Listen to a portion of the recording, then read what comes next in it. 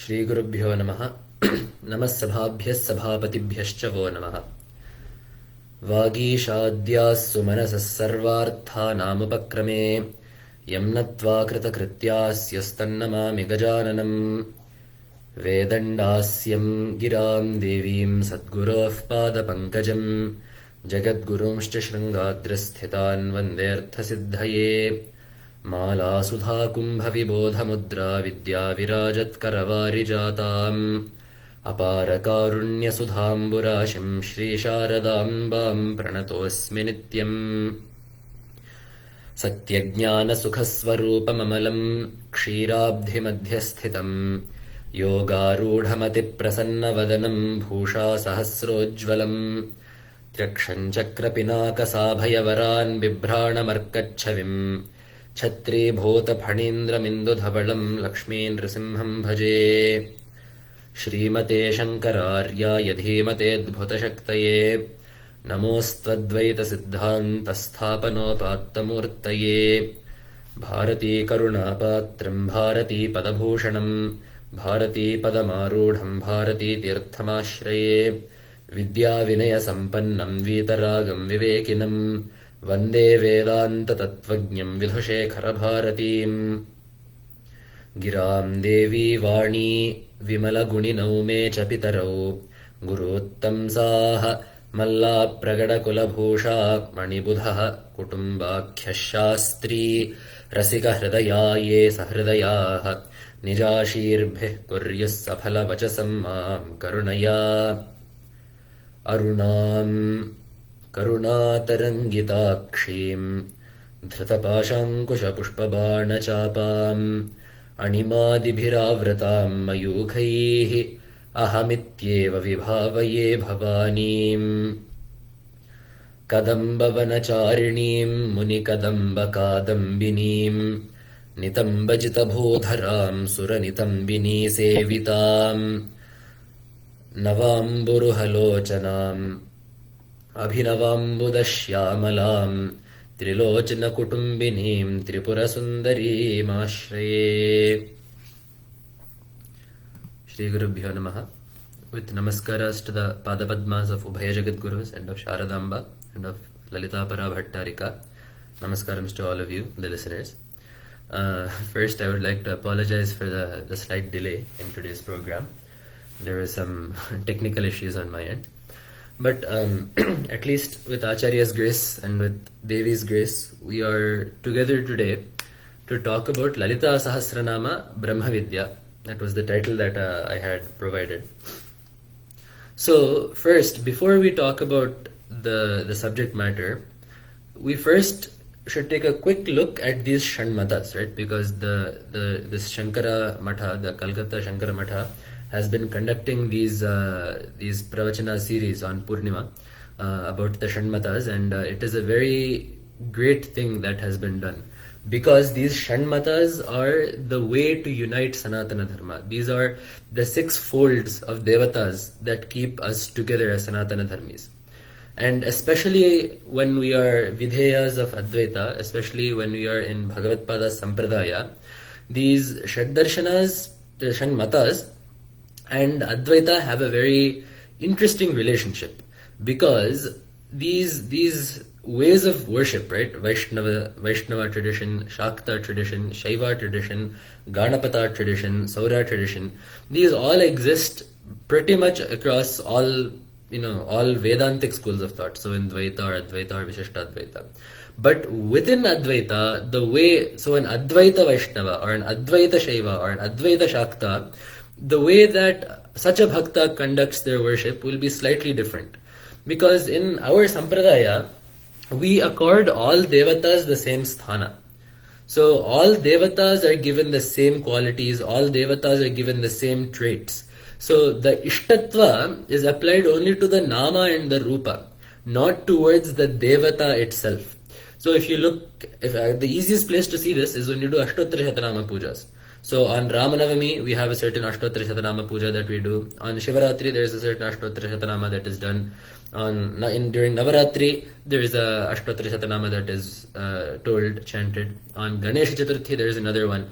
So if we look at all of these, some names are very similar. Obviously, the rupas will change, but Satchidananda Swarupa, Jnana Pradata, Ajnana Nashaka, Karma Phala Pradata, Sarvashaktiman, Sarvajna, some of these names are uniform qualities. That is because we are worshipping the same Ishvara in different names and forms. So, and also, we do not feel, at least in the Advaita Sampradaya, we do not feel that we are worshipping some different entity. So the same Devata that we are worshipping on Ramanavami as Rama is the same Ishvara that we are worshipping on Shivaratri as Shiva. That is the same entity we are worshipping in Navaratri as Devi. So that is the way that the Advaitins hold these Shanmatas. And we see this not just in Tantra and Upasana, but Bhagavatpada talks about this in his Brahmasutra Bhashya too. So there is an Adhikarana in the second Adhyaya of the Brahmasutras called the Utpatya Sambhavadhikarana. So Utpatya Sambhavat is the sutra that starts. And until then the Sankhya and Nyaya schools have been refuted. And in that, for that Utpatya Sambhavat, for that sutra, Bhagavatpada writes a Bhashya starting to refute the Bhagavata Siddhanta or the Pancharatra Siddhanta. So what we would call today Vaishnava tradition. So basically, first he outlines the Purva Paksha. So Narayana is Para and Avyakta, and from him 4 Vyuhas came, Vasudeva, Sankarshana, Pradyumna and Aniruddha. Of these, Vasudeva is Brahman, which is Saguna, and it is Vishnu. And from that Vasudeva, these other 3 Vyuhas, the Sankarshana, Pradyumna, Aniruddha Vyuhas came. And one is Manas, one is Ahankara, one is Buddhi. And these 3 are Jivas. The Vasudeva Vyuha is Brahman, and all of these are Nitya. So this is and by worshipping that Vishnu through Ijya, Dana, Swadhyaya, etc., one loses Kalmasha and gets Mukti. So this is first the Purva Paksha Siddhanta that Bhagavatpada explains. This is the Vaishnava, the Pancharatra Siddhanta. So Bhagavatpada does not refute this completely. This is why I have chosen this one example to speak about before I talk about Lalitha Sahasranama. So Bhagavatpada does not refute this Siddhanta completely. He says, we agree on certain points. In that, Narayana is to be worshipped as Parabrahman.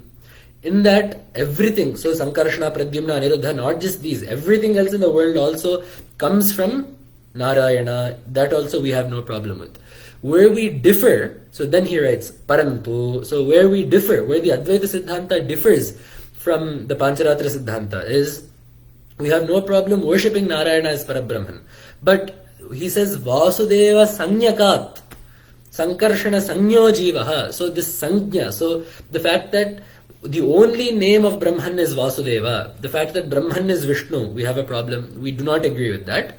The second thing being that the jiva that is born from that Vasudeva is Nitya. So some things like this we have problems with, we do not agree with. But in that Narayana can be worshipped as Ishvara, in that Narayana is the Sarvajna, Sarvashaktiman and all of that. In that Narayana should be worshipped, the means of worship, so either by Upasana, Ijya, by Yajnas and Homas, or by Dana, or by Swadhyaya, we have no difference in those. So this is the line that we take towards not just the Pancharatra Siddhanta, but to all. The Pashupata Siddhanta also gets refuted in the Brahmasutras, the Brahmasutra Bhashya. So this is the way that we need to understand it, because at the end of the day, Advaita, so Advaita means Nirguna Brahman, the Siddhanta that puts forth Nirguna Brahman, that is the Chaitanya that permeates all forms. So Ishvara, Jiva, Kutastha, all of these are nothing but the Chaitanya of one Brahman. So that is the Siddhanta of Advaita. And this Advaita is the Tatparya of all texts. So in the Shivarka Mani Deepika in the beginning, Appaya Dikshita writes, Yadyapyadvaita eva Shruti Shikharagiram Sagamanancha Nishtha Sagam Sarveh Puranehi Smritinikara Mahabharatadi Prabandhehi Tatreva Brahmasutranyapich Vimrishatam. So here that Appaya Dikshita says, so Shruti Advaita is the Nishtha, Advaita is the Tatparya of what? Shruti Shikhara Giram of all the Upanishads, Sagamanam, Agamas are the Tantras, Agamanancha Nishtha, Sakam Sarvaif Puranehi, with all the Puranas, And thus Shruti Nikara, so all the Smriti Granthas that we have, Parashara Smriti, Manusmriti, Yajnavalkya Smriti, all of those. And Mahabharatadi Prabandhehi, Mahabharata, Ramayana, the Itihasas, Prabandhas, the Kavyas of Rishitulyas like Kalidasa. So all of these are putting forth only Advaita. But then we ask, then why do we need all these devatas? If the end goal is Nirguna Brahman anyway, why do we need all of these devatas? So again, Bhagavad himself says in the Brahma Sutra Bhashya, Kim dve brahmani veditavye? Is it necessary that we need to know two Brahmans? And then he says, Badham, absolutely. We must know two Brahmans if we wish to get complete Brahmajnana. The first Brahman is Saguna Brahman. The second Brahman is Nirguna Brahman. So you can only get to the Nirguna Brahman through Upasana of the Saguna Brahman. So to go straight to Nirguna Upasana is not possible for the human mind. Which is why Bhagavad Pada says, Badham, you must. And that is why if you look at a lot of the Pravachanas actually, they will be titled Rama Tattva, Krishna Tattva, Shiva Tattva, Devi Tattva. So why not just say Rama Katha, Rama Charitra? Why do you put this Tattva? What is Tattva? Tattva, Tasya Bhavastvatalo. So that-ness, Tattva, the nature of something is Tattva. Rama Tattva is Brahman because we are telling about Ishvara under the name of Rama. So all Tattvas, all of these Devata Tattvas that we talk about eventually loop back into Brahma Tattva, which is why we are pushed to do this Devatopasana in concurrence with, in concord, in consonance with the study of Advaita and of Brahman. So forget about even understanding that. Even to want Advaita, we need this Devata Anugraha, right? So again, Apayadikshita says, Tathapi Anugraha Deva Tarunendu Shikhamanehe Advaita Vasana Pumsam Avir Bhavati Nanyatha. So he says, Apayadikshita says, only through the grace of Tarunendu Shikhamani. So because Apayadikshita, he said, right, Tatha, although he has no difference, he sees no difference between Ishvara, between Shiva and Vishnu, his mind likes the Rupa of Ishvara. So he says here, only Tarunendu Shikhamanehe Anugraha Deva Pumsam Advaita Vasana Avir Bhavati. So only by the grace of Shiva or Ishvara, the Vasana of Advaita, so the desire to learn about Advaita will come up. So there is a necessary component of doing this Devata Anugraha even to start this Brahmavidya and also to understand the Brahmavidya through the progress of that study. So now we come to the subject matter of today, which is Lalitha Sahasranama and Brahmavidya. So the two, Lalitha Sahasranama will be referring to the text in Brahmanda Purana, which is the encapsulation of Devi Tantra. So Shri Vidya is what is told through Lalitha Sahasranama. So in worshipping Devi, we have 10 Vidyas, 10 forms of worship, main forms of worship called Dashamaha Vidyas. So we have Tara, Bhuvaneshwari, Bhairavi, Bagala, Mukhi, Chinnamasta, Dhumavati. And like that, the third of those is Shri Vidya, which does worship of Tripura Sundari, which we usually call as Lalitha. So this Lalitha is the Devata that is worshipped throughout Lalitha Sahasranama. And as I just said, through the guise of worshipping Lalitha, what is being taught is Brahmavidya, so knowledge of Brahman. So the goal, at least of the next 45-50 minutes, will be to map these two. How is this Brahmavidya shown through the worship of Lalita Devi in Lalita Sahasranama? So first, we'll look at the Brahmavidya section and then we'll come to Lalita Sahasranama. How does Shruti start Brahmavidya? How does Veda start Brahmavidya?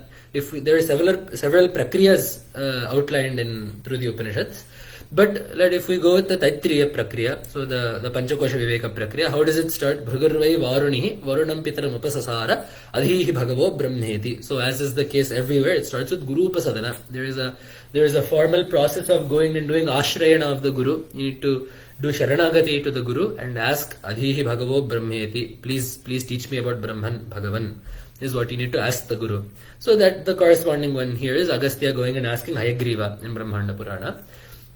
And then what is the Lakshana that Varuna then tells Bhrugu to search for Brahman? So Bhrugu has gone and asked Varuna to teach him about Brahman.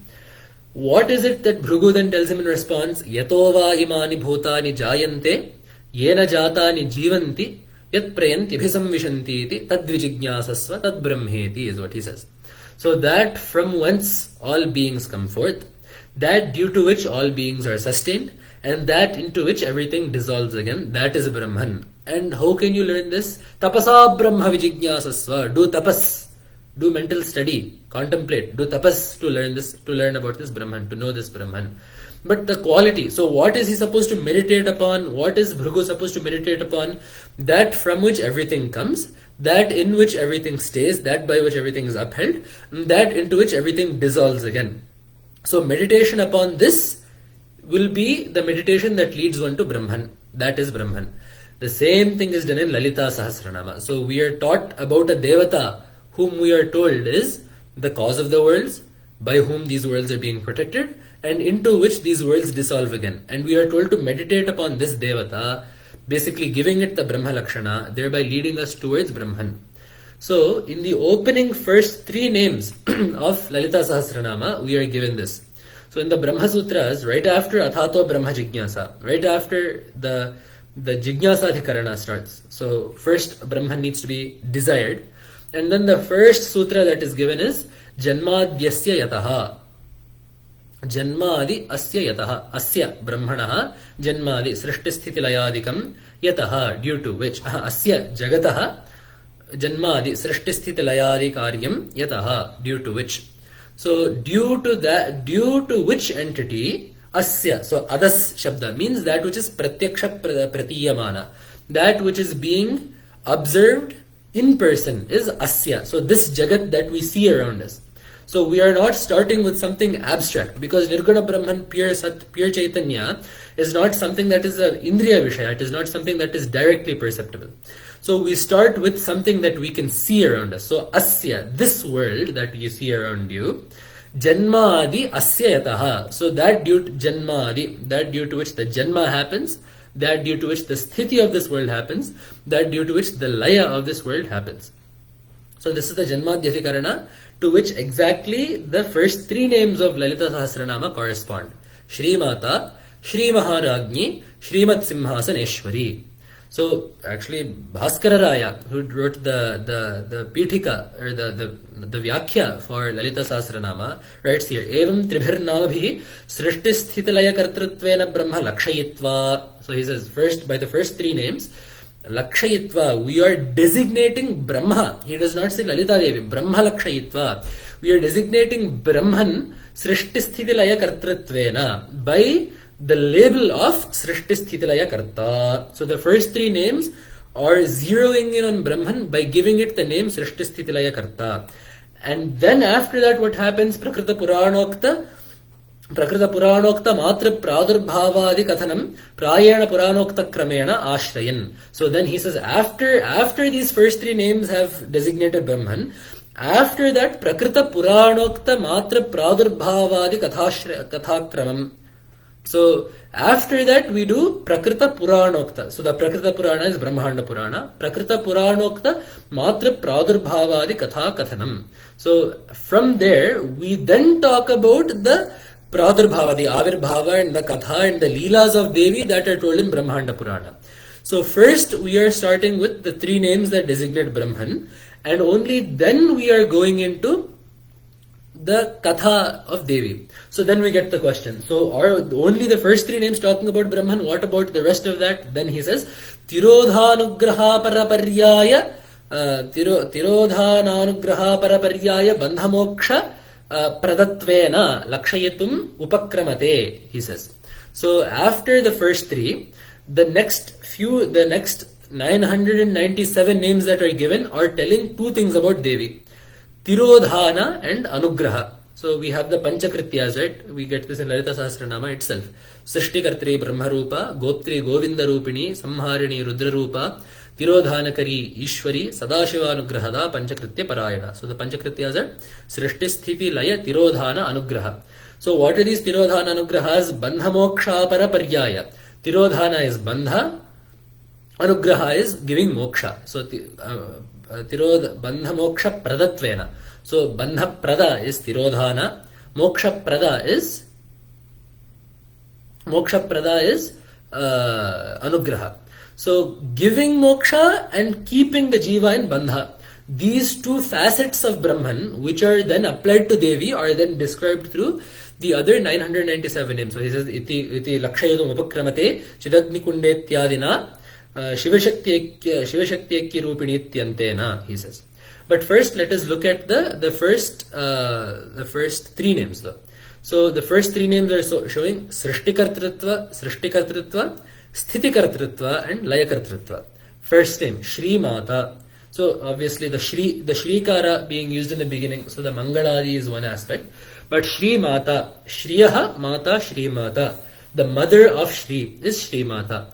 So the first meaning that Bhaskara Raya gives here is, Shri can mean either Lakshmi or Saraswati. Lakshmi, Saraswati, Dhatri, he quotes a shloka there. So Shri is Vachaka for all of these. Lakshmi, Saraswati, Dhatri, Bhadra. So all of these things are told by Shri. So by saying that this Devi is the Mata, the mother, the genitor, the progenitor of Shri, it is saying that this Devata is not, so Shri is Lakshmi, Saraswati, and then obviously these two are there, Rudrani, the wife of Rudra will also be there.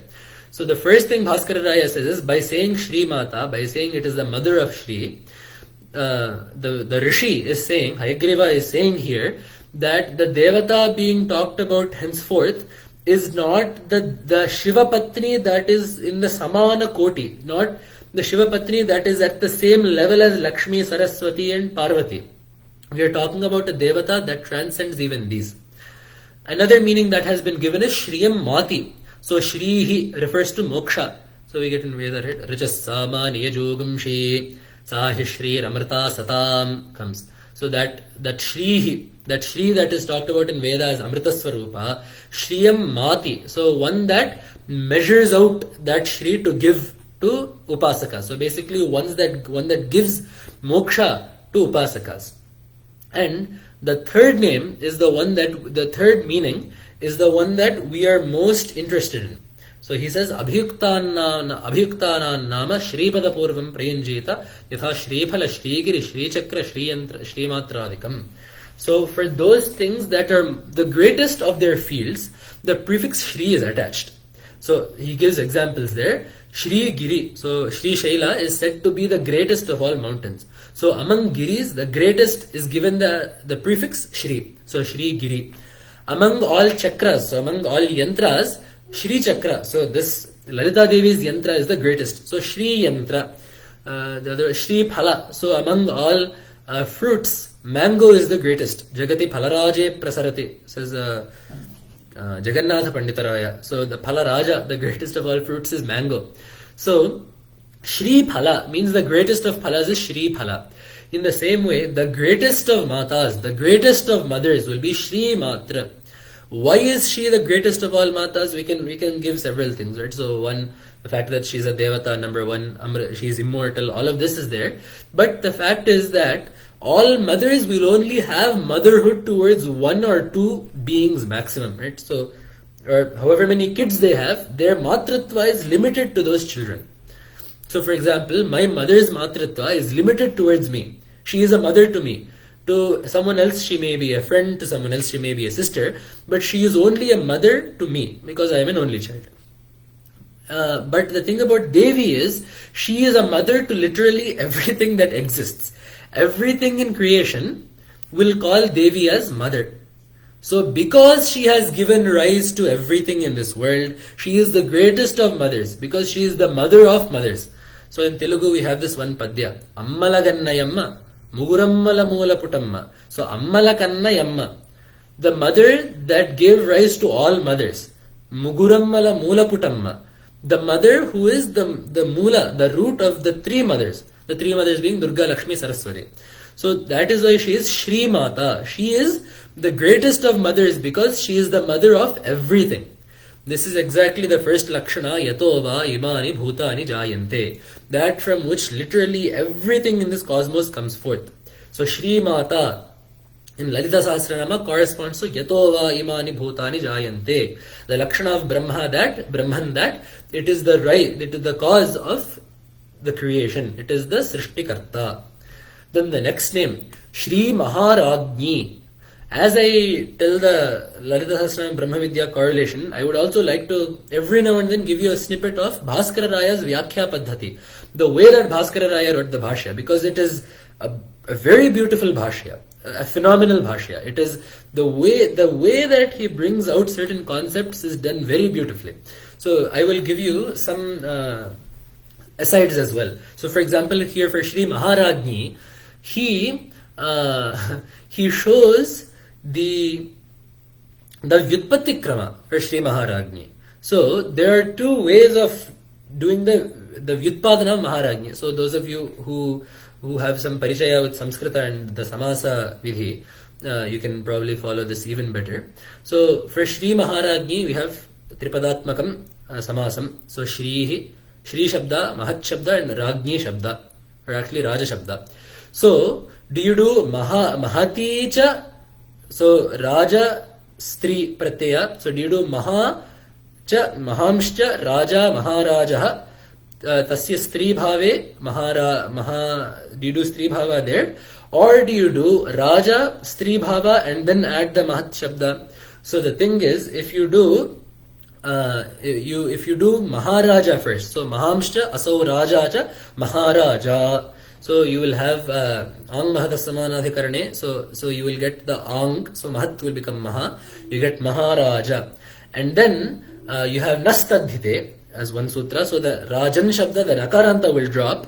So you will end up with an Akaranta Shabda. So Mahat Shabda is Takaranta, Rajan Shabda is Nakaranta. So if you first do Maharaja, you will end up with an Akaranta Shabda, Maharaja.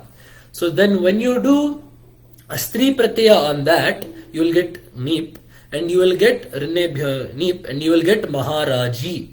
You will not get Maharajni. So Bhaskara Raya says this is an apatti. Apatti means Anishta Paksha. So Maharaji Tyapattehe. So because Maharaji is not the form that we wish to derive, we instead do Rajan Shabda.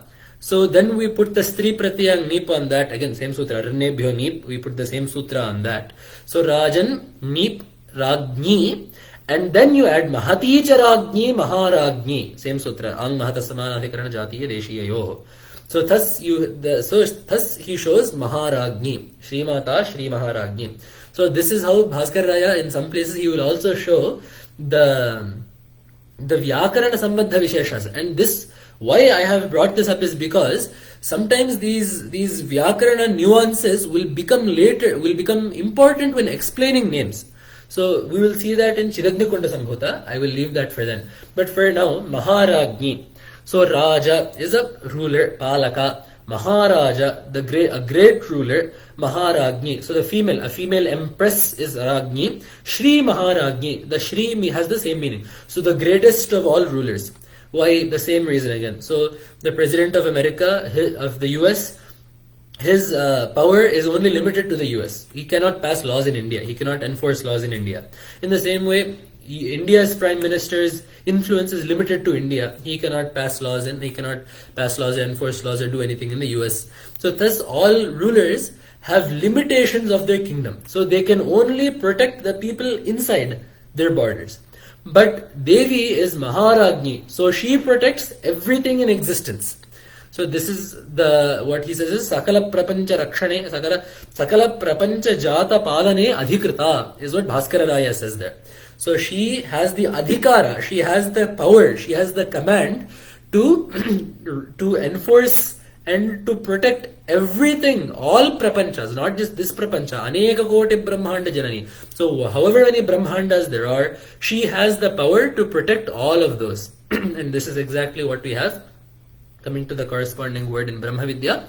Yena jata ani jivanti, that by which all things are sustained. So this corresponds to that. So the Maharagni. So what does a king do? He does two things. He will protect all beings, and he will protect all beings, allowing them to rule, and he will enforce laws. So both of these. So dharmo vishwasya jagatah pratishtha. What is the law that has been enforced on this world? Dharma. There is actually even a book by Jnananda Bharati Swamiji. It is available in the Sringeri Matha, called The Universal Law. So this dharma, a very good English translation for dharma is a universal law. So the dharmo vishwasya jagatah pratishtha. It is the foundation for this world to run smoothly. So the sun rising at the proper time in the morning is dharma. And who enforces those? Bhishasmad vatah pavate, bhishodeti surya, bhishasmad agnischendrascha, mrityurdhavati panchama iti. So this is again in the Upanishad. So out of fear of that Brahman, the sun rises at the proper time every day. Out of fear of that Brahman, Vayu does his work. Out of fear of that Brahman, Bhishodeti Surya, Bhishasmad Agnischendrascha. Fire burns, Indra rules, Indra reigns. And Mrityurdhavati, Mrityu does its work out of fear of that Brahman, because they are all working under the Ajna of that Ishvara. So it is that Ishvara that we are now worshipping as Devi, whom we are calling Maharajni, the empress of these worlds, under whom again all these devatas are working. So which is why we have Devi sitting on that Simhasana, where underneath the Pancha Brahmasana Sena. So the Brahma, Vishnu, Rudra, Ishvara, and in front of that we have also Ganapati and Kumaraswamy. So all of these devatas are working underneath Devi. They are under her command. That is why she is Maharajni, the greatest of all empresses. So Devi, being the ruler of the worlds, exactly corresponds to Yena Jatani Jivanti, that by which all beings live, find existence due to having order in the universe. So this is the second one. Now Layakartratva, Shrimat Simhasaneshwari. So first, Simhasana is obviously a throne. Shrimat Samasta Shrimat Prapancha Samrajya Lakshmi Mat Cha Tad Asanam Shrimat Simhasanam.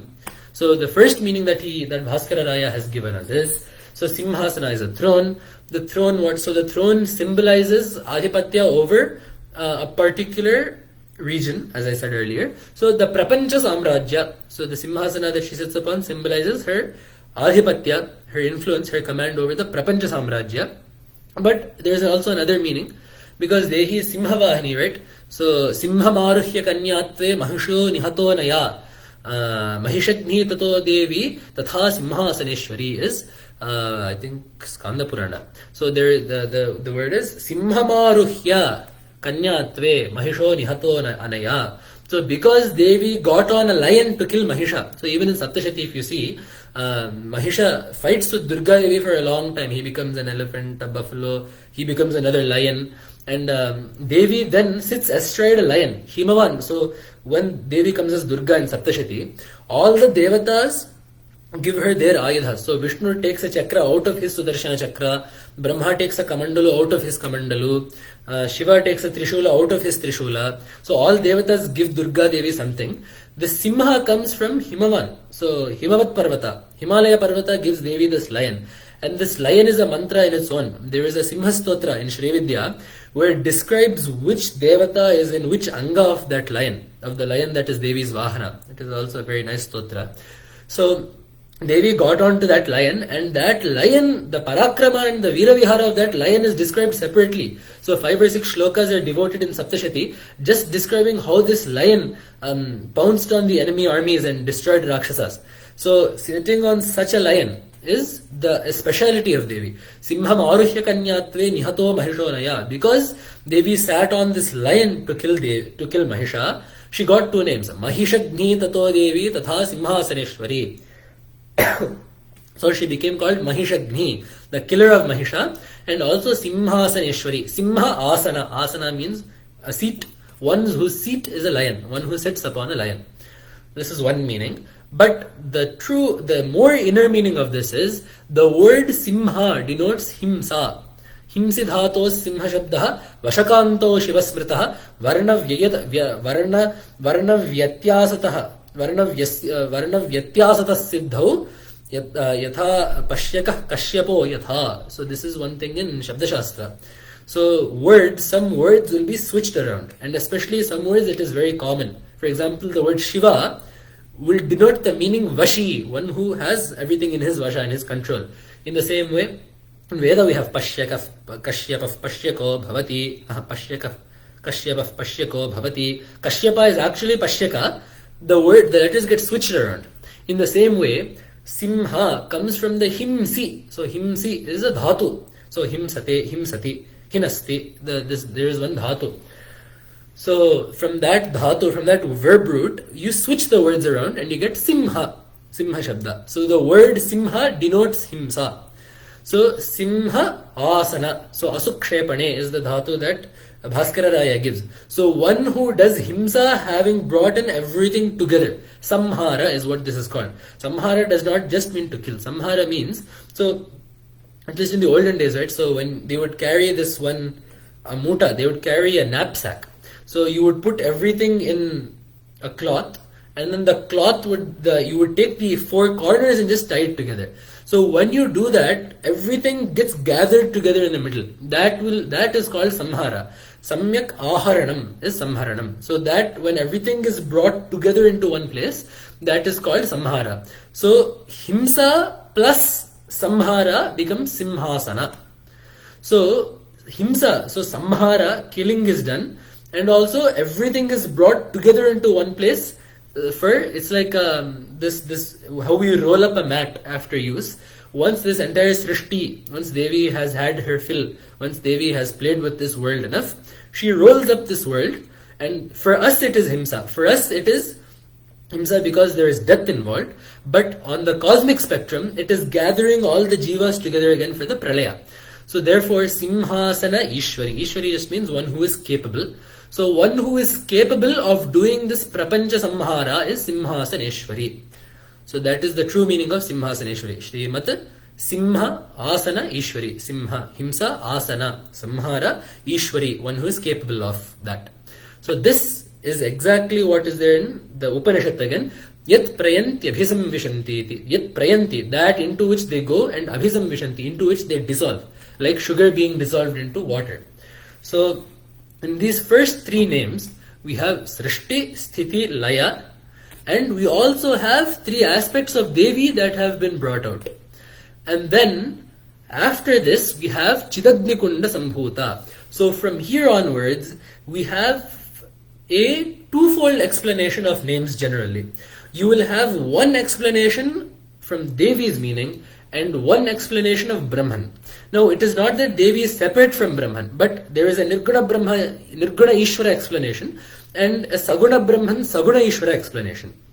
So, this can either be interpreted to fit Devi. So, Lalitha Devi, who was born through the Mahayaga that was done by the Devatas under the Adharyava of Parameshwara, or it can go to the Brahman that is Sachidananda, that is, as we just said, Janmadhyasyataha, the Srishti Sthiti Laya Karta. So, for example, Chidagnikunda Sambhuta will have two meanings. Chit Keval. So first let us look at the meaning of Brahman. Or actually first let us look at the meaning of Devi, because then it will be easier to look at Brahman. So for Devi, when Bhandasura was recreated from the ashes of Manmatha by Brahma, and when he created the Shunyaka Nagara as his capital and started tormenting the Devatas lost their virya.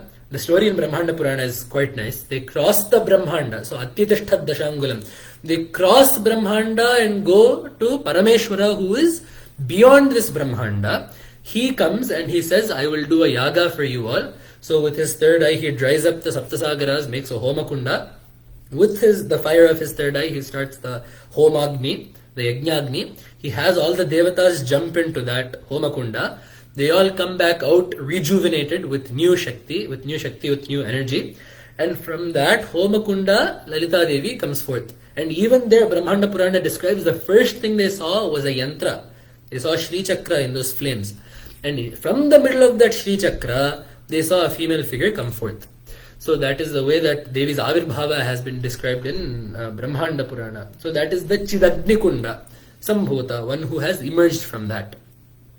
So this is the meaning of Devi. So Chit Agnikunda Sambhuta, one who has come forth from the Agnikunda that Parameshwara did the yaga in.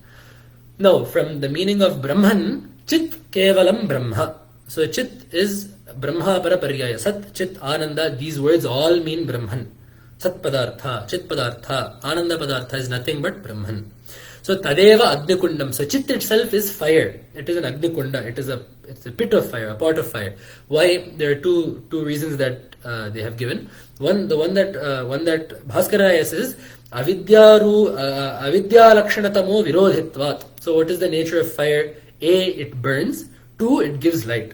So avidya is generally compared with darkness, right? Avidya, ajnana is generally compared. Ignorance is compared with darkness. So because Chaitanya is Jnana Swarupa, it is the antithesis of avidya. It is the light that dispels the darkness of avidya. Therefore, Chaitanya is likened to an Agnikunda. The other one is Bhaskar Rai has given udaharana of the Gita Vachana, Jnanagnya sarva karmani bhasmasat kurute tatha. So that means that has been given. So because it burns all the karmas.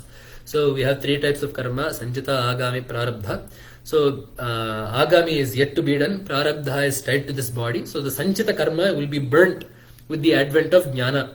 So because it also burns, Chaitanya and slash Jnana slash Sat or whatever you want to call it is personified as Agni. So that is Chidagni Kunda, and then Sambhuta. So what is this Sambhuta? So this is actually kind of funny. So Bhu Sattayam is the definition of the dhatu. If you ask what Satta is, Asabhuvi is the meaning that they have given in the for the other dhatu. So the way that the dhatu patha goes is they will give a dhatu, they will give the verb root, and then they will give a word that tells the meaning that it is used in. So dukri karane, for example. So kri dhatu will be used in karane.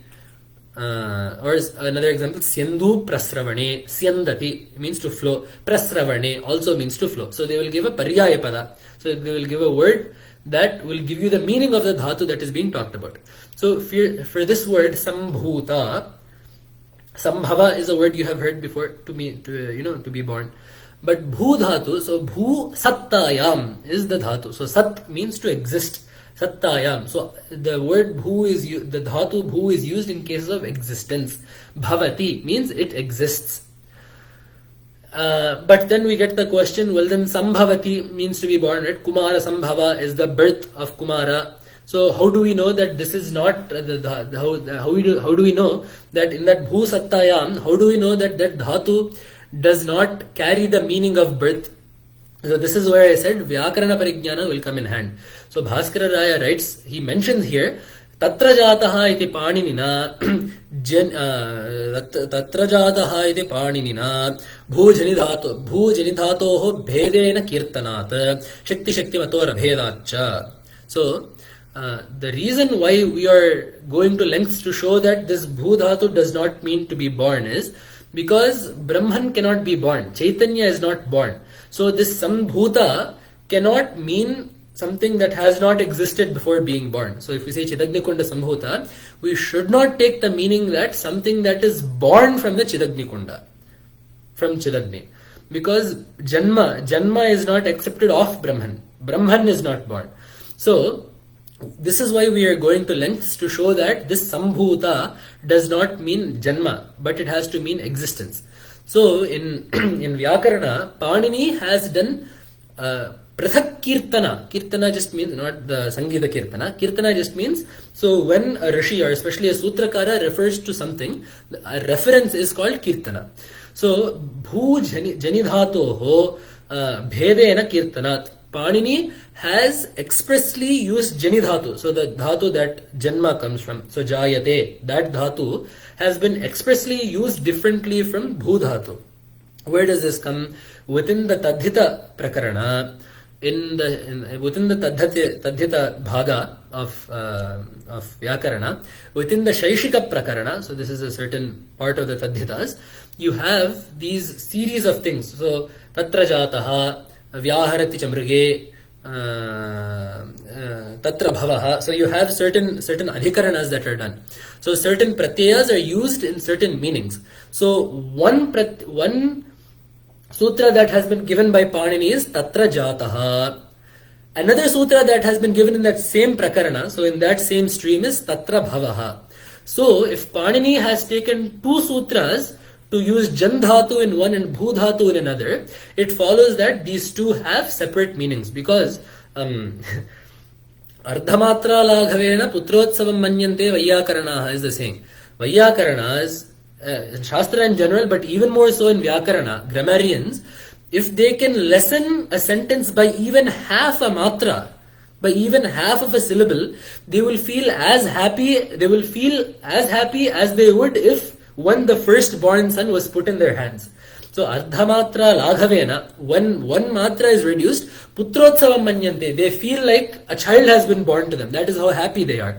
So if Tatra jataha. So when jan dhatu has been used separately, and when following in that same prakarana bhu dhatu has been used separately, Panini will not use the same word with the same meaning. So it follows that jata and bhava, or jan dhatu and bhu dhatu, have separate meanings. They do not both denote being born. So this is the Vyakarana Prakriya that Bhaskara Raya shows to prove that Chidagnikunda Sambhuta does not mean that Devi was born from the Chidagnikunda or that Brahman is born from Chaitanya. It means that they exist as Chaitanya. So in the Devi meaning, Devi existed before, because we need to keep in mind that Devatas are never born. Devatas are entities, cosmic entities that are Nitya. So they manifest in certain ways. So for example, for the Devatas' sake here, Devi manifested in that Chidagnikunda. For some other for Shimbha and Nishumbha to be killed, she manifested there in another way. For in the first Katha of Saptashati, as she manifested as Yoga Nidra within Vishnu. So in this way, or for as Saraswati, as Lakshmi, as Durga, as Kali, as Ganga, as Saraswati, as Yamuna. So as in all these Swarupas, Devi manifests. She is not born. This is the Devi Artha. In Brahman, for the meaning of Brahman, Brahman is never born. We can say that Brahma undergoes Vivarta, so apparent transformation, but Brahman is never born.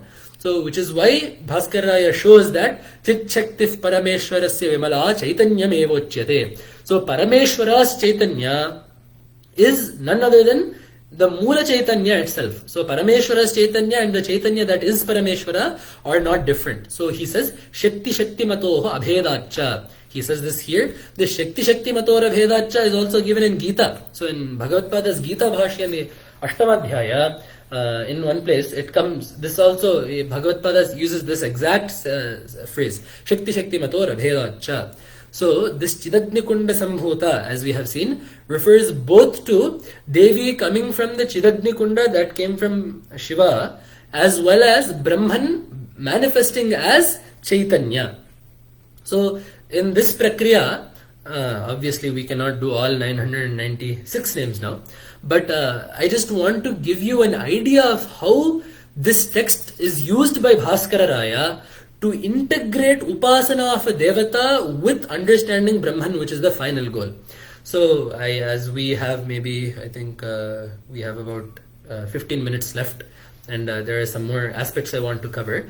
I will quickly run through a few names to show you how other names actually in some cases refer more to Nirguna Brahman than Saguna Brahman. So there is Saguna Brahman will be Lalita Devi. So there is a sequence of shlokas. So from shloka 44, Nirlepa, Nirmala, Nitya, Nirakara, Nirakara, Nirguna, Nishkala, Shanta, there is a whole sequence up to I think the 50th shloka until Nirapaya, Niratyaya, until about that region. There is a sequence of 5 or 6 shlokas which all come with the prefix nir, meaning without. Nirlepa, without attachment. Nirmala, without blemish. Nitya, nirakara, without form. Nirakula, without disturbance. Nirguna, without qualities. Nishkala, without fragments. Nirguna, Nishkala, Shanta, Nirakara, Niraplava.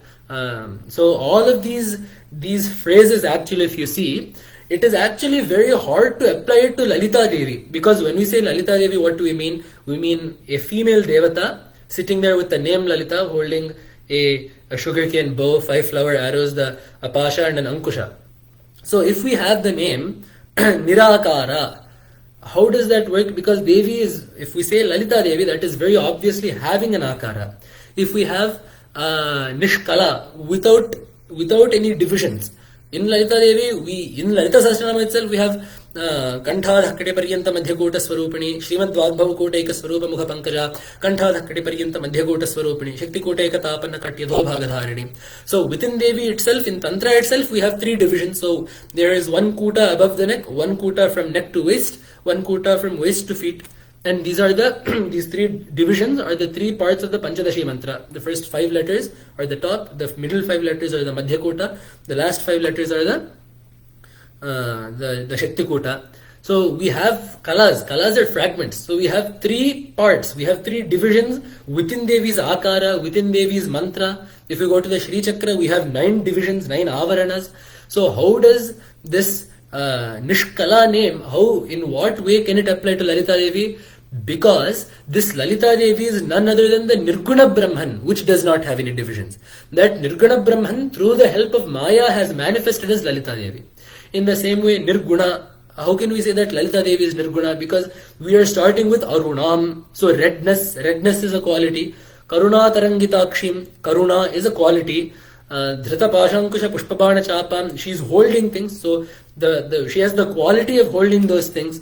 Animadi Bhiravratam Mayukhaihi, so she has the Ashtasiddhis as Kiranas around her. So there are all these gunas that we have for Lalita Devi. So how does the name Nirguna apply in any way to Lalita Devi? Because Lalita Devi is the Brahman that is Nirguna, and therefore she is this. This process is called Atadvyavritti.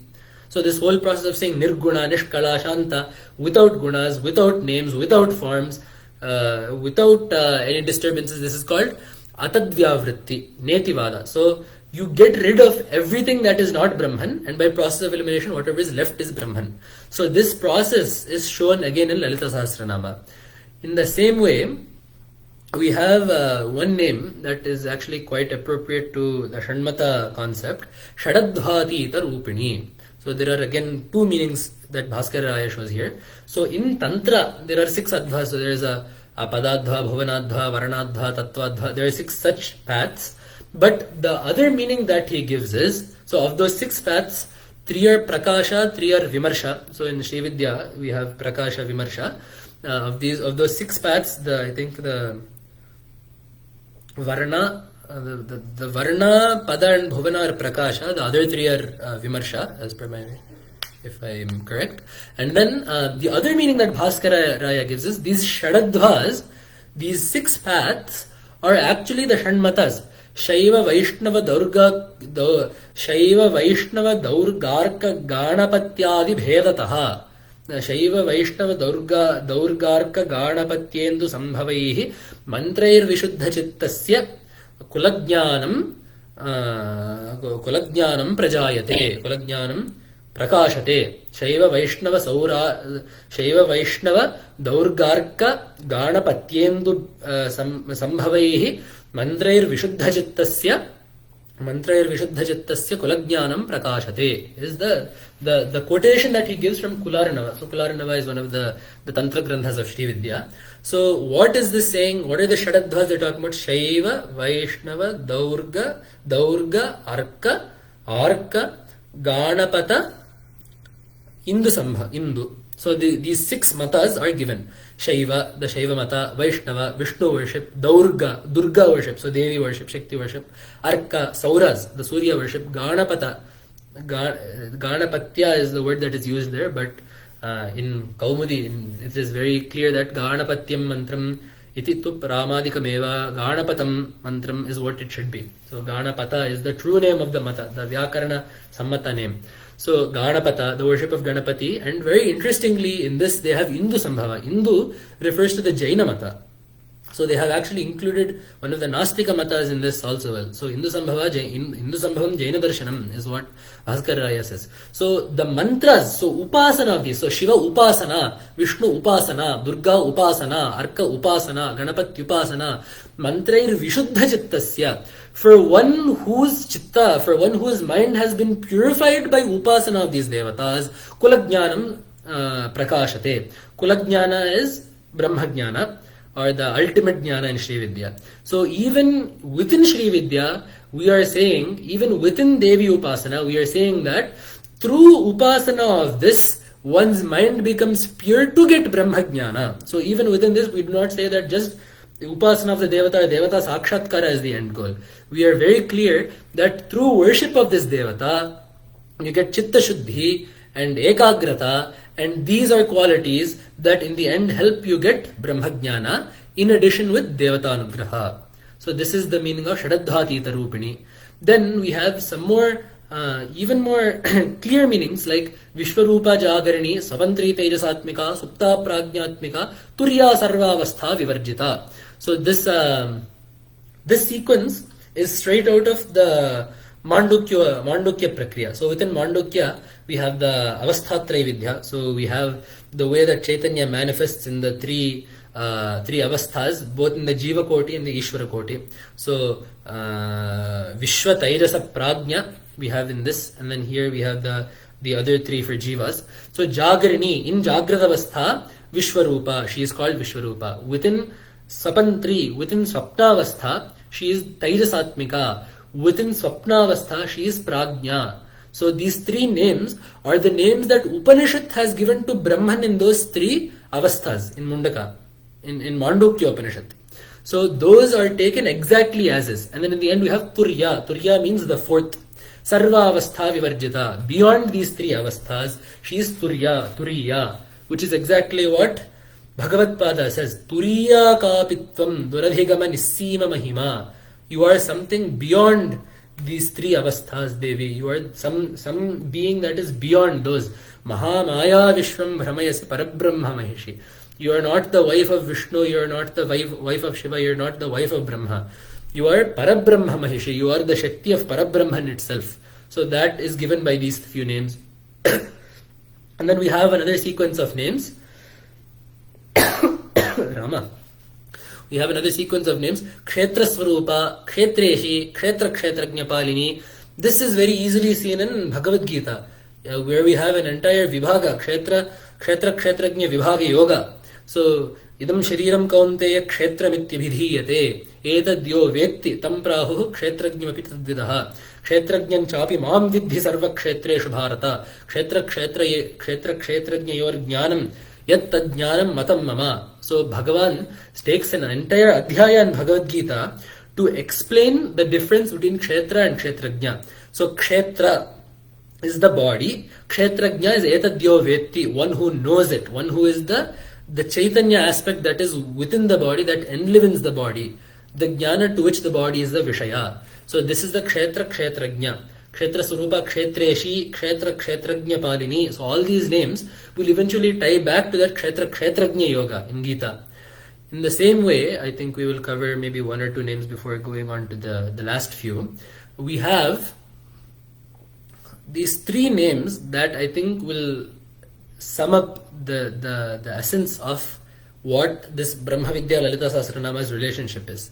Chitihi Tatpada Lakshyartha Chideka Rasa Rupini. So these three names are basically the Tattvamasi Vakya within Lalita Sahasranama. So Chitihi, Tattvada Lakshyartha, Chideka Rasa Rupini, these three names put together basically comes out these three names put together basically come out to Tattvamasi. So just as Tattvamasi is the Yajurveda Mahavakya, or Aham Brahmasmi is Yajurveda Mahavakya, Tattvamasi Shvetaketo is the Samaveda Mahavakya. Comes in Chandogya Shashtadhyaya. So these three names are the three of that. So Tat Tvam Asi. Chitihi Tatpadalakshyartha Chideka Rasarupini. This meaning comes out to that. Let us look at the meaning of this. Chitihi means Chaitanya. So pure Chaitanya. So we have what we call Chit Chatur Vidya in Vedanta. So Chit Chaitanya is split into four forms. So in the Ishvara Koti, we have Brahman and Ishvara. In the Jiva Koti, we have Kutastha and Jiva. So on the macro scale, on the large scale, you have Brahman and Ishvara. On the micro scale, you have Jiva and Kutastha. All these four forms of Chaitanya, based on their relationship with Maya and Avidya, they will get different names. It is one Chaitanya, which is why we call it Chit Chatur Vidya. One Chaitanya is in Chaturvidha. It is in four ways. So when this Chaitanya is Maya Upahita, it is Brahman. When it is Maya Avachinna, it is Ishvara. When it is Avidyopahita, it is Kutastha. When it is Avidya Avachinna, it is Jiva. What does this mean? So Upahita means you are giving a quality that does not factor into the nature of the thing you are trying to describe. So for example, you are trying to show someone a house. You say the house with a bird on it is, I don't know, there is some Ramesh. The house with a bird on it is Ramesh's house, you say. As this person goes towards the house that has the bird on it, the bird flies off and goes and sits on a tree. The person does not stop going to the house because there is no longer a bird on it. The bird was a lakshana that was given just to designate the house, but the bird itself plays no part in the house. In the same way, Maya is just something that we use to find Brahman, but Maya itself plays no part in Brahman. When we make Brahman, when we take that same Chaitanya and make it Maya avachinna, so when the bird stays on the house, so when you have a quality that stays with it, then it becomes avachinna. So Maya, so Ishvara is basically Maya plus Chaitanya. So Chaitanya, that Maya, that has Maya under control, Mayinam tu Maheshwaram. So that which has Maya under its control is Ishvara. So once you add the Maya aspect coexisting with Chaitanya, so in Brahman, Maya does not exist, because Maya is only used to arrive at Brahman. But in Brahman, there is only one thing that exists, and that is Brahman. Once you come to Ishvara, you have Ishvara existing with Maya. Maya is under Ishvara's control.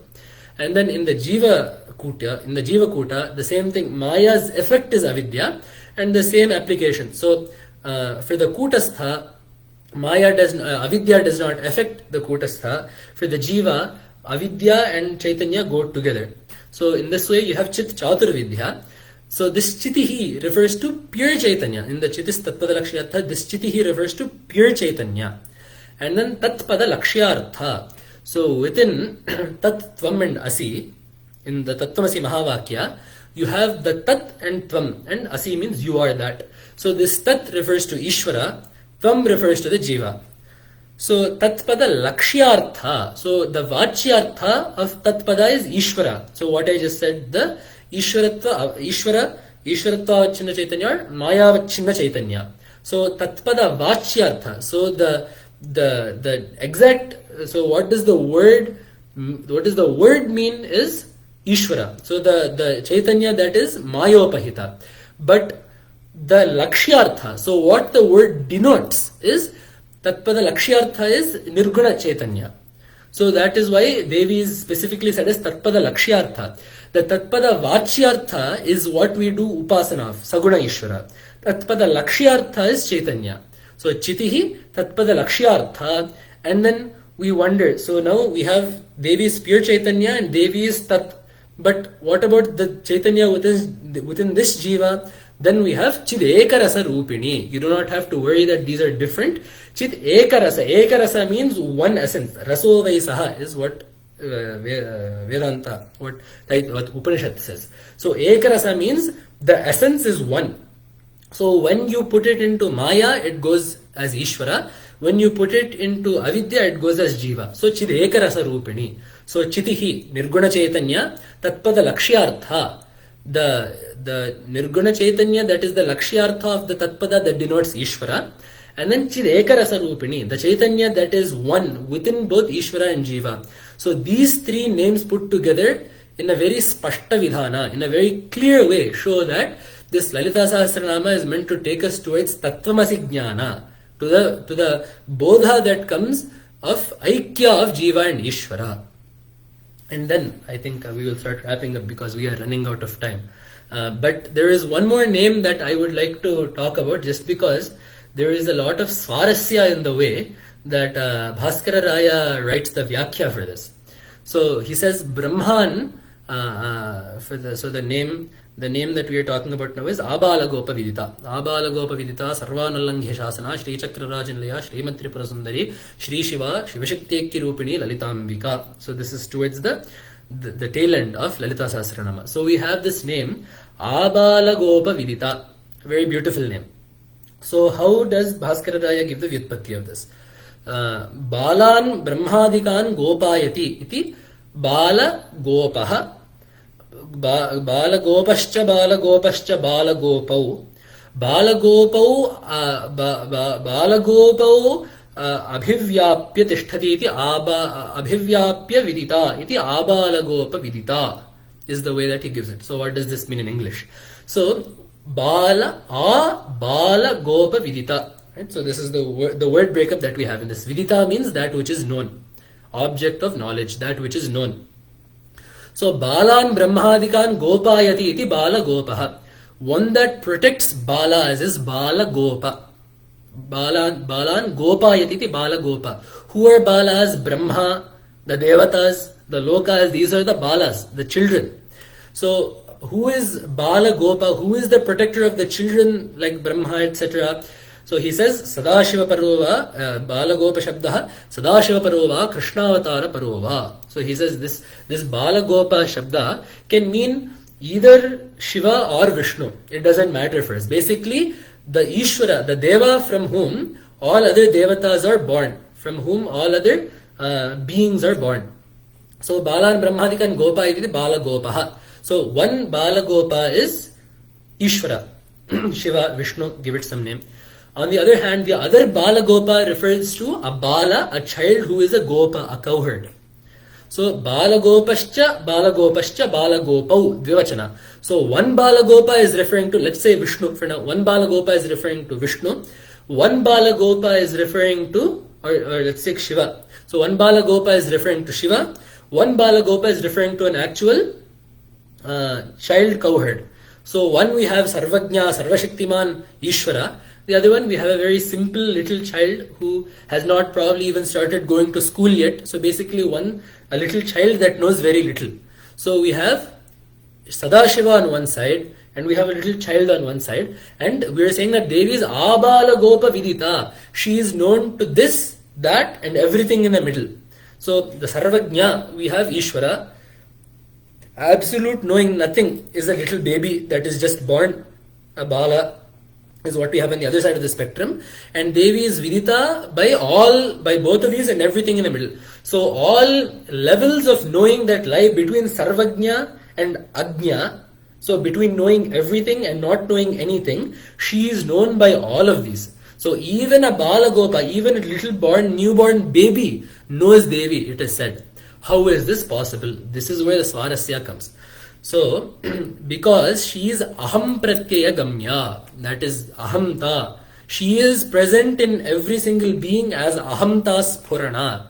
So, Tamaham Pratyaya Vyajat Sarve Jananti Jantavaha is a Vakya from Skanda Purana that Bhaskaradaya quotes here. Tam Brahma, Tam Ishwaram, so that Devata, Tam, or you can say Tam for Devi, Tam Aham Pratyaya Vyajat Sarve Jananti Jantavaha. Aham Pratyaya Vyajat. Through the Pratyaya, Aham Pratyaya. Pratyaya is not the Vyakarana Pratyaya suffix here. This is, Pratyaya is Jnana. So through the Anubhava, the Jnana as in the recognition, that the experience of Aham. So there is no living being in this universe that does not feel I-ness. Everyone has the Anubhava of I. The fact that I am something that exists. There is no being in this world that can say, actually Bhagavad Pada says this in Sutra Bhashya as well, na nahan jana api kopi pratite. No one will ever say, I do not know myself. No one will ever say, I do not know, I am not. No one will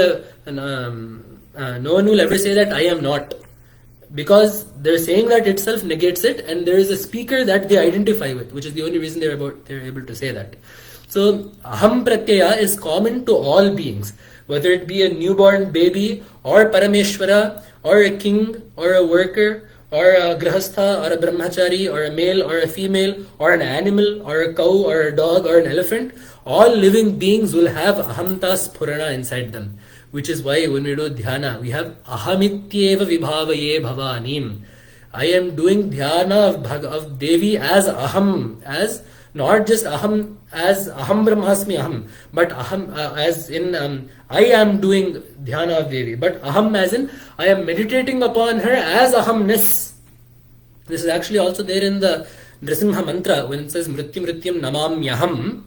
So in that, namamyaham, it doesn't mean aham namami. It does not mean that I am doing namaskara. I am doing namaskara to that Parabrahma which is there in everything as aham.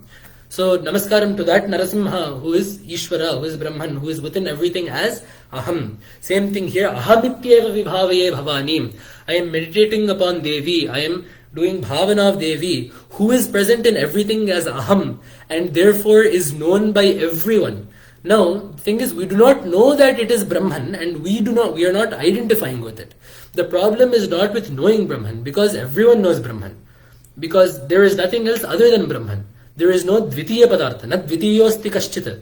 There is no second padartha for us to so to say that this is separate and that is separate. Everything that we see is Brahman, and we ourselves, the Chaitanya that we ourselves experience on a daily basis, is Brahma Chaitanya. The problem comes that we do not understand that this Chaitanya and the Chaitanya that we read about as Brahman are one and the same. The way to do that is to meditate upon the Ishvara Chaitanya as Devi, understand the Aham Chaitanya within us, and do Ahamityeva Vibhavaye, do Anusandhana that this Aham within me is the Devata that I have been worshipping for so long, the Ishvara that I have been worshipping for so long. So that is the Anusandhana that needs to be done in Upasana for Advaita Siddhi, and that is why this Abala Gopa Vidita is a very beautiful name. And a very beautiful aside that Bhaskara Raya writes here, there is one nyaya called Atiparichaya Nyaya. So there is one shloka, Atiparichayadavajna Santatagamana Danadaro Bhavati Malaye Bhilla Purandhi Chandanatarukaashtham Indhanam Kurute. So Atiparichayadavajna, over familiarity breeds contempt. That is the saying in English, right? So this is put into a Samskrita shloka. Atiparichayadavajna, if over familiarity, actually exactly that breeds contempt, and santatagamana anadaro bhavati. If you keep going to someone's house again and again and again, anadara, they will not regard you with as much respect as they otherwise would. And then they give an example. Malaye bhilla purandhri chandana tarukashtham indhanam kurute. Malaya Parvata is famed for its chandana vrikshas, for its sandalwood trees. So, for example, I am in the US. I will pay an exorbitant amount to get that sandalwood here so I can put on Gandha in the morning, or put Gandha for Bhagavan or something. So because I view it as very precious, because it is rare here. For a forester that lives in the Malaya hills, for whom the sandalwood trees are there everywhere, he will use that as firewood. Namely, he will use it just to burn for heat. He does not even care about the fragrance or anything. So that's why that is the shloka that they use to show that familiarity will lead to contempt or avamana, or you will not have as much respect basically. So Bhaskar Raya says, Nanu evam sati atiparichayaditi nyayena iyam sarvesham anadaraniya bhavati. So then Bhaskar Raya says, if everyone knows this Devi, will she not be disrespected by all of them? And he says, Naivam tasmad uchyate. Right after this, Sarvanulanghya Shasana is the name that follows this immediately. If she is Abala Gopa Vidita, if everyone knows her and experiences her on a daily basis, will she not become an anadara patra? Will she not become disrespected by all of us? He says no, because she is Sarvanulanghya Shasana. Such a beautiful way of transitioning into the next name. And then he quotes Saundarya Lahari. Tavagnya tiraskur jagat sute dhata Hariravati Rudraha Kshapayate Tiraskurvannetat Sakalamapi Cheshas Tirayati Sakalamapi Tirayati Tiraskurvannetat Taridam Anugranhati cha Shivaha Tavagnya Malambya Kshana Chelitayoho Bhrulatikayoho. So this is what Bhagavad Pada says in Saundarya Lahari. So Devi, Brahma creates the world, Vishnu protects it, Shiva, Rudra does Laya, Ishvara, Haviravati Rudraha Kshapete, Tiraskurvannetat, Sakalamapi Rudras Tirayati. So Tirodhana and Sadashiva does, Ishvara does Tirodhana, and Sadashiva does Anugraha based on what? Tavagnya Malambya Kshana Chalitayoho Bhrulatikayoho. Based on the movement of your eyebrows in a fraction of a second, having taken that as their ajna, they are doing all of this. So there is no question of Devi being disrespected by anyone, because she is Simhasaneshwari, Maharajni. She is the queen. No one dare cross her order. So she is Sarva Anulanghya Shasana. No one can do Atikramana of her Shasana, of her order. So that is the Devata, and thus the 1,000 names are given up to Shri Shiva. Shiva Shaktyakya Rupini is the 1,000th name. So actually Lalita Sahasranama starts with Shri Mata, that is name number 1, and Shiva Shaktyakya Rupini is name number 1,000. So Lalita Sahasranama finishes there. These are all Visheshanas. These are all adjectives. Visheshya, who are all of these referring to? The name of the Devata is then given. My name is given there as Lalita Ambika, my namesake. So Lalita Devi. So who have we been talking about for the last 1,000 names? The name of this Devata is Lalita Ambika. So we will just quickly look at the meaning of the name Lalita, and then we will close there. Because the names of these devatas are what we have been studying so far. Each name of devata, so till now we have had adjectives. These are proper names. So like how Rama is the name of Rama, Krishna is the name of Krishna, Shiva is the name of the devata, Ganapati is the name of the devata. So all other things, for example, for Rama, Kodandadhari, Sitapati, Hanumat Priya, Vibhishana Priya, Lakshmana Bhrata, these are all adjectives of Rama. But Rama's name is Rama, the name that Vasishta Maharshi gave him. But all these names will have one name referring to the devata, and another meaning, one meaning referring to the devata, and one meaning that will refer to Brahman. Tasmad Ramapadenaso Parabrahma Vidhiyate, for example. Ramante Yogino Nityam Satyanande Chidatmani. So because he is Ananda Swarupa, he is called Rama. So in such a way, there will be two meanings for devata namas. So if we look at the name Lalita, here he says, Etavati prabandhe prathamikena namatrayena brahmana srishtyadi kartritvena devatam lakshayitva. So this is how he is summing up before he comes to the name Lalita. So after the 1,000 names, Bhaskara is saying, Etavati prabandhe prathamikena namatrayena vegata srishtyadi kartritvena devatam lakshayitva. Tirodhananugraha paraparyaya तिरोधानानुग्रहयोः तिरोधानानुग्रहापरपर्याय बन्धमोक्षप्रदत्वेन नामान्युक्त्वा तयोर्विषयं प्रपञ्च्य ईदृशकृत्य कर्त्रीं देवताम् असाधारणेन नाम्ना निर्दिशति ललिताम्बिकेति.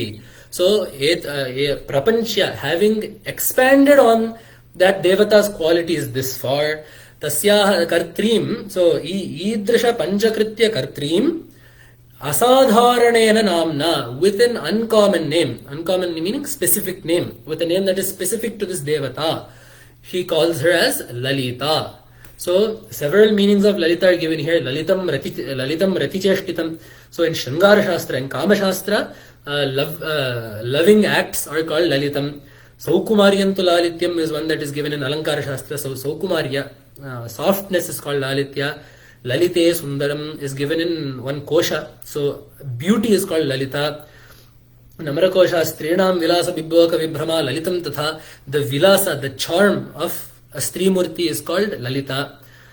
So these are all some meanings. But the main meaning that is usually told for Lalita is given in Padma Purana, Lokanatitya Lalate, Lalitate na Chochyate. So this Lalate, this Kriyapada, Lal Dhatu means to play.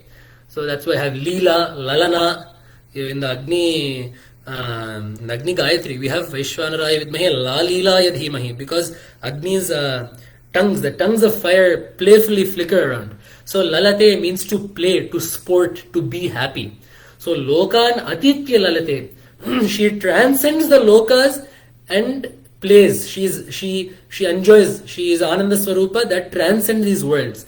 Lalita tena chochyate. So here Bhaskararaya has again given two meanings for this.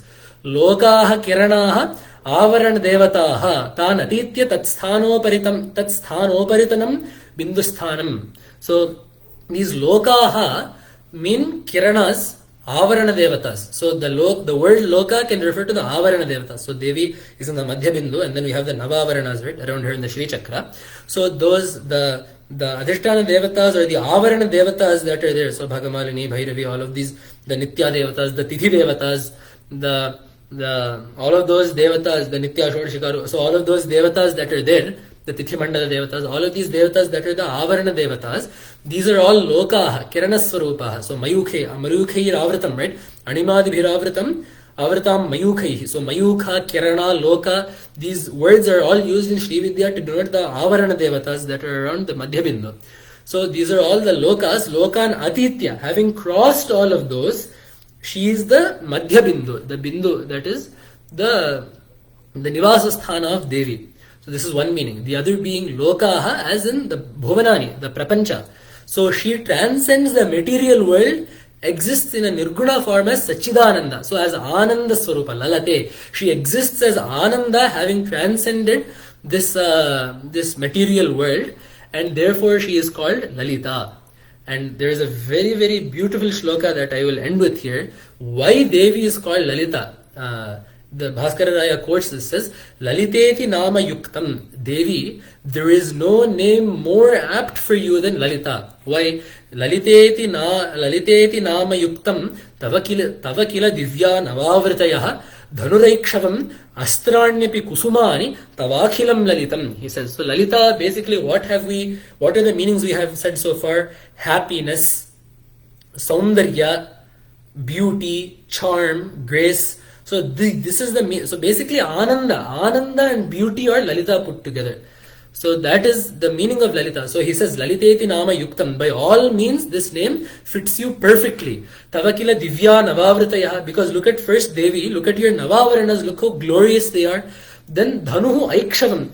Everyone else has some krura dhanus. Their dhanuses are all made of iron or for Shiva it is made of a rock, right? Meru Parvata is dhanus, it is a mountain. Vishnu Sharanga dhanus. Sharanga means what? Shranga bhavam Sharangam. It is made with horn.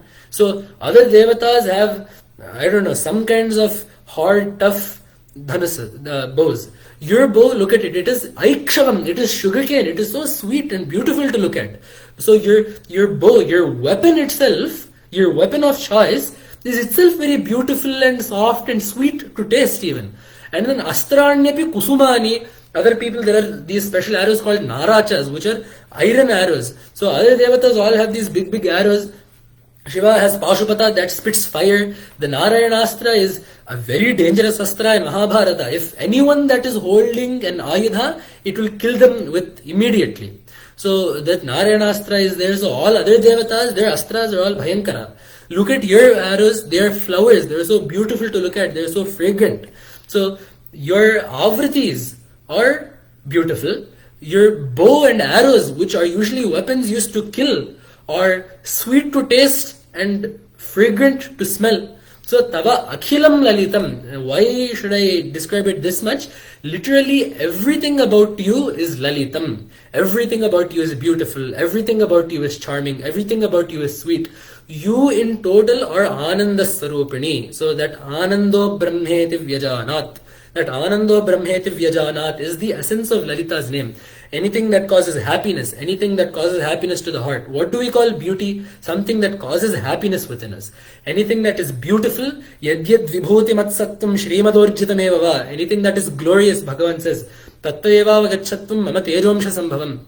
Anything you see in this world that is glorious, anything in this world that is beautiful, anything in this world that is good, know it to be a manifestation of my glory. That is my manifestation. Why?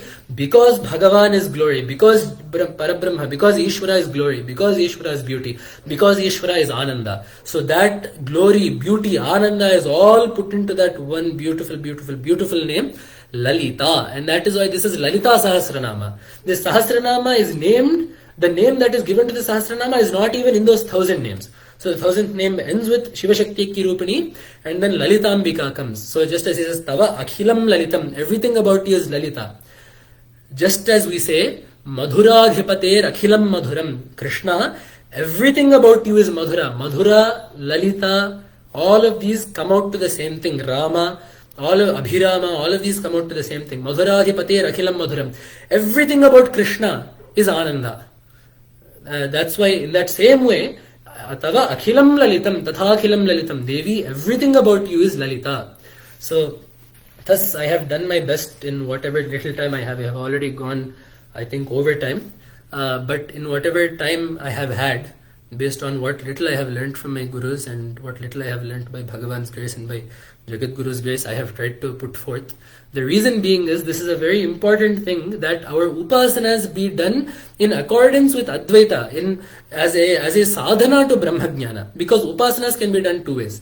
You can either use it to get something from the Devata, or you can use it as a Jnana sadhana. So, our Jagat Gurus stress this repeatedly. That is why if you see every time, whenever they do an Anugraha Bhashana, whenever they speak on Krishna Janmashtami about Krishna, whenever they speak during Navaratri about Devi, whenever they speak on Ganesha Chaturthi about Ganapati, they will always have both. They will say some story about Devi or about the Devata in question that shows the Devata's charitra, and then they will also say something that shows that the Devata is Paramatma and Parameshwara, not just some wish fulfilling entity for us. So it is very important that when we do Upasana of Devi, when we tell Lalita Sahasranama, when we do Shri Vidya Upasana, we have this in mind. We are keeping in mind that the mother that we are fortunate enough to worship, the mother that we are fortunate enough to chant the names of, is Lalita, is Brahman itself, that entity that is the cause of these entire worlds, that entity having known which there is no more birth, yad jnatva na punar moha evam yasyasi pandava na sa punaravartate is what Veda says, knowing that there is no return, Shashvatananda. So that is the entity that we are fortunate enough to worship as Devi in such a beautiful form, with such a beautiful charitra, with such a beautiful name. So if we keep this in mind, we will be able to appreciate Devi more, we will be able to appreciate her glory more, we will be able to appreciate her names more, and our sadhana, by the grace of Jagat Gurus and by the grace of Devi, who is none other than the Jagat Guru manifest, we will be able to find fruition in our sadhana. So with this, I will close here. Bhumoskhalitapadaanam bhumirevaavalambanam त्वयि जाता पराधानां त्वमेव शरणं शिवे इत्येषा वाङ्मयी पूजा श्रीमच्छङ्करपादयोः अर्पिता तेन देवेशः प्रीयतां मे सदाशिवः तव तत्त्वन्न जानामि कीदृशोऽसि महेश्वर यादृशोऽसि महादेव तादृशाय नमो नमः मङ्गलं स्तम्भडिम्बाय मङ्गलं मृत्युमृत्यवे मङ्गलं रौद्ररूपाय नारसिंहाय मङ्गलम्. Thank you to the organizers, thank you to the listeners.